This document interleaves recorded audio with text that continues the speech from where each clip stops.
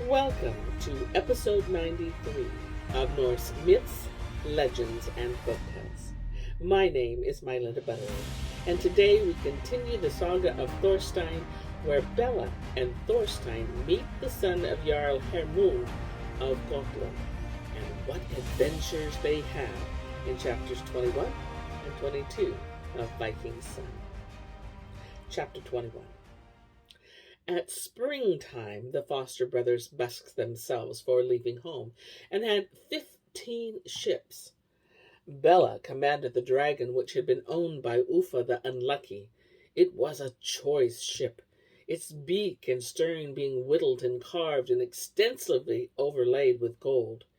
King Bele got the dragon, for it was the choicest part of the booty, which they took when they had slain Uffa, it always being their custom to give to Bele the most costly parts of the booty. No ship was thought better than this dragon, except Ullaid, which was owned by Uffa's brother, Utunfaxa. Uffa and Utunfaxa had inherited these ships from their father. Hairbrand and Ullaid was the best one of the two in this respect, that it had fair wind wherever it sailed, and it almost understood human speech.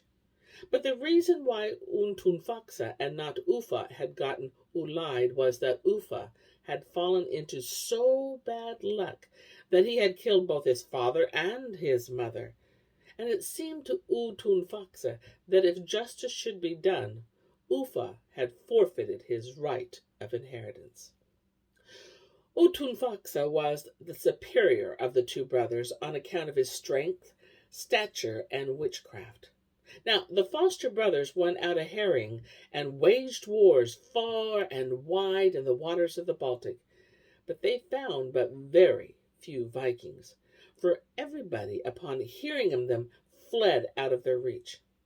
At this time, none were more celebrated for their harrowing exploits than Thorstein and Bele.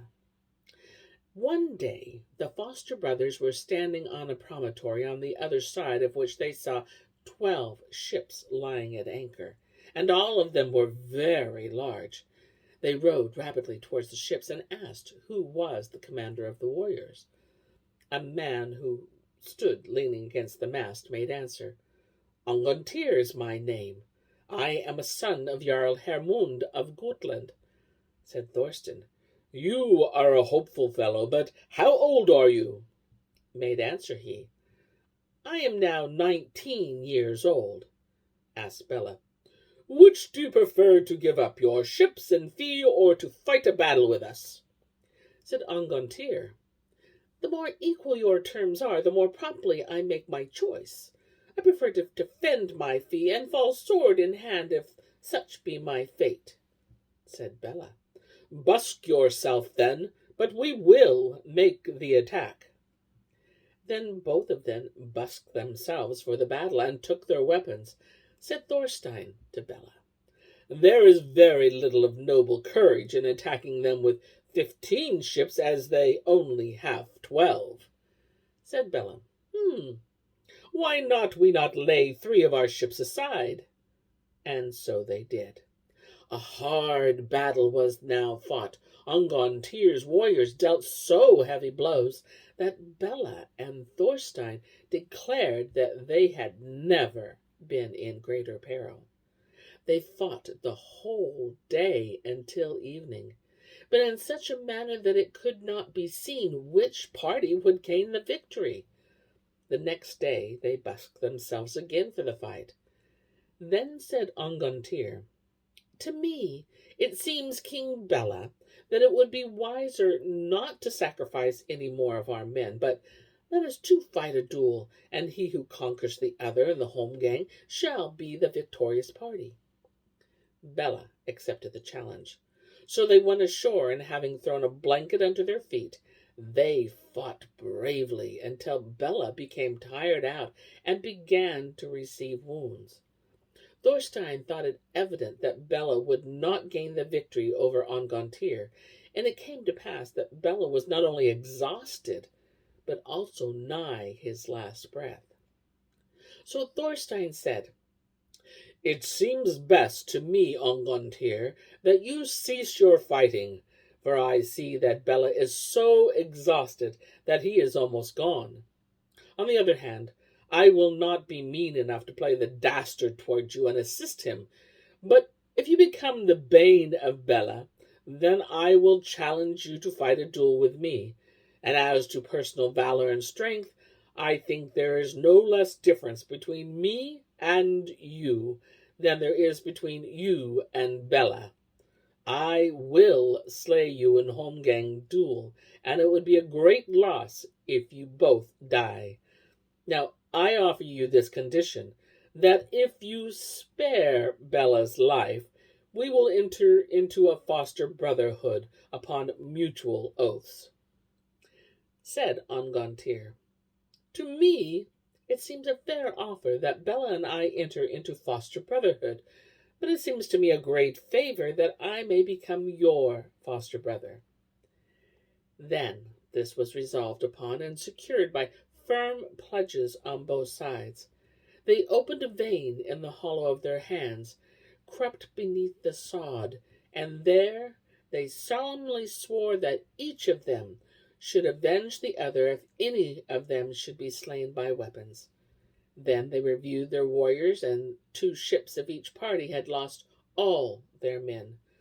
They healed those who were wounded, and thereupon they left the place with 23 ships, returning home in the fall. They spent the winter at home quietly and enjoyed great honor.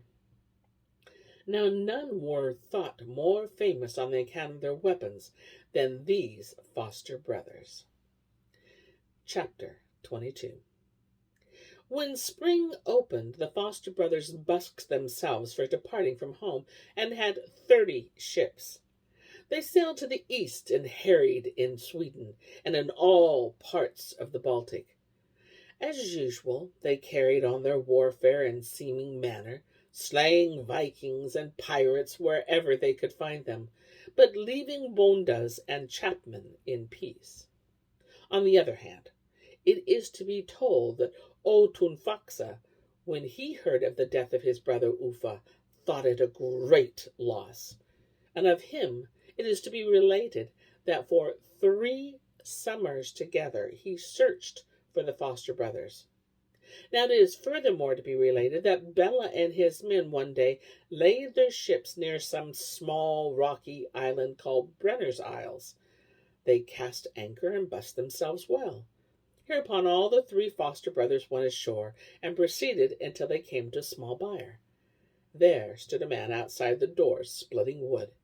He was clad in a green cloak, and was a man of astonished corpulency. He greeted Thorstein by name.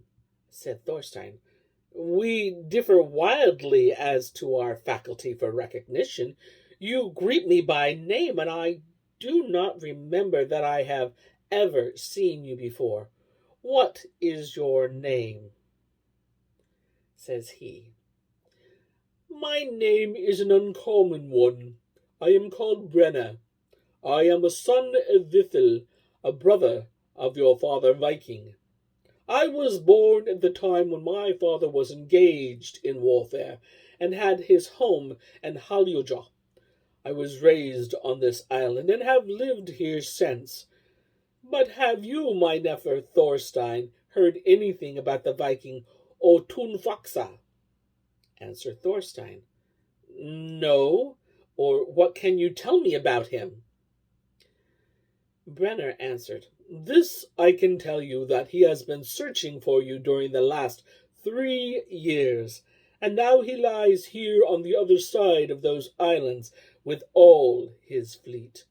He wants to avenge his brother Ufa, the unlucky. He has 40 ships, all of which are very large, and he himself is as big as a troll, and no weapons can bite him. Said Thorstein, what is to be done now? Brenner answered, I give you no advice unless you have a chance to meet the dwarf Sindra, and moreover he will least of all be embarrassed in finding out what ought to be done. Thorstein answered, Where can I expect to find him? Made answer by Brenner. His home is in the island which lies near the shore and is called the smaller Brenner Isles. He lives in a stone. I scarcely hope that you will be able to find him, but you are welcome here tonight, said Thorstein. Something else must be done other than to keep quiet. Then they went to their ships, and Thorstein launched a boat and rowed to the island.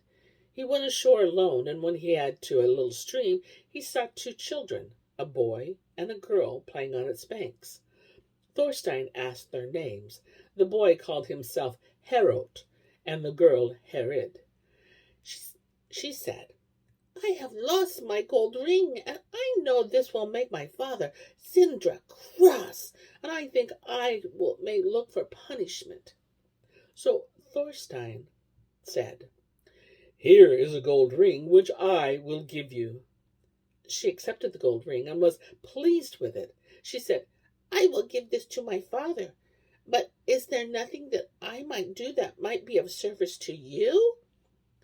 Made answer Thorstein, Nothing but bring your father here, that I may have a talk with him and manage the matter in such a manner that he may advise me concerning those things which are of importance to me.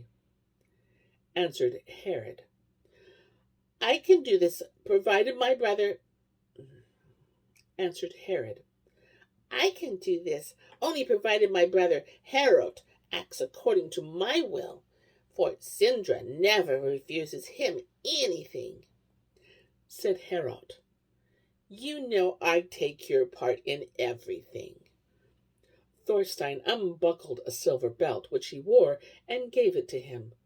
To it was attached a beautifully ornamented knife. Said the boy, This is a nice present. I shall take all possible pains to promote your wish. Wait here until I and my sister come back.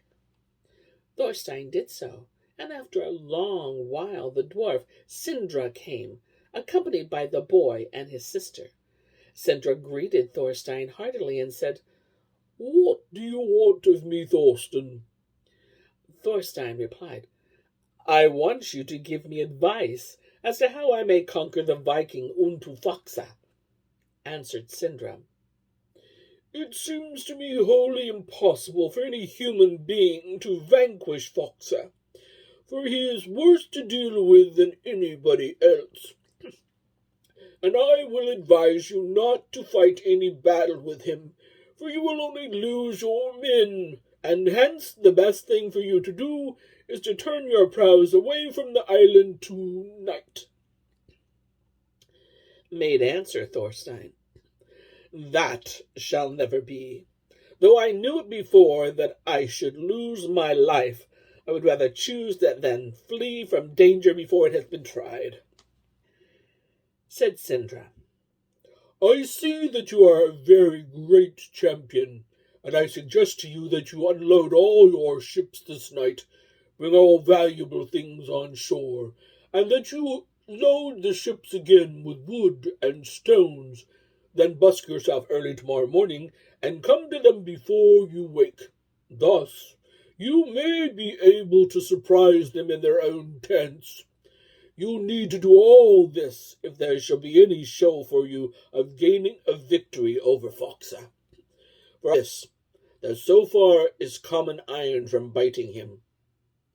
He cannot even be scathed by the sword Ungervaldil. Here is a belt dirk which my daughter Herod will give you, and thus reward you for the gold ring. And I am of the opinion that it will bite Otunvoxa if you use it skillfully.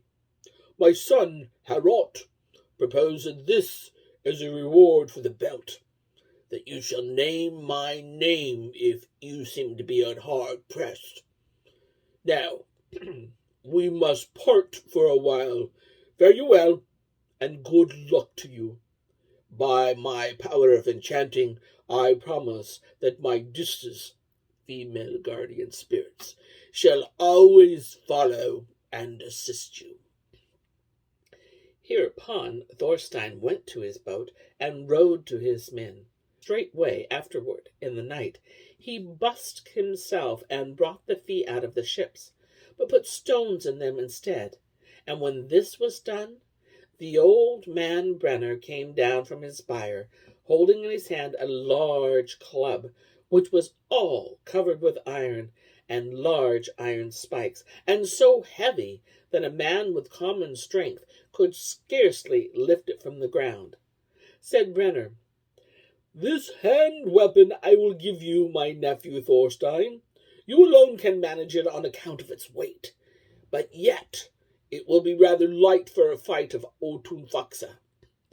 Now, it seems to me that it would be a wise measure if Angantyr would take the sword Angervadil, and you fight with this club. For although it is no handy weapon, still it will prove fatal to many a man. Now, my nephew, I would like to be able to help you more, but I have not the opportunity." Then Brenner went back from the shore. And here is where I end my tale for today. But I'll be back with more tales. Many more tales. Until then, my friends, enjoy the journey.